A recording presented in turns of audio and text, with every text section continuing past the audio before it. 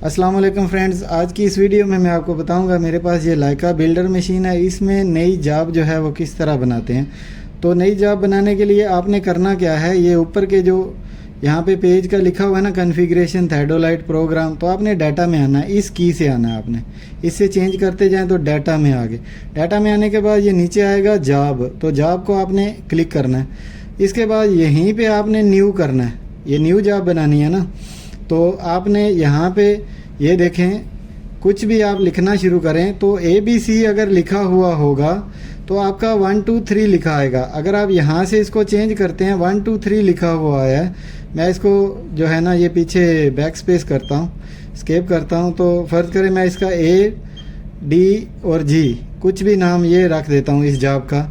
तो इस तरीके से आप ABC लिख सकते हैं। तो AGD जो है फ़र्ज़ करें हमारी जॉब का नाम है, नीचे ऑपरेटर का नाम लिखना चाहते हैं लिख लें, नहीं लिखना चाहते तो ज़रूरत नहीं है, डेट है।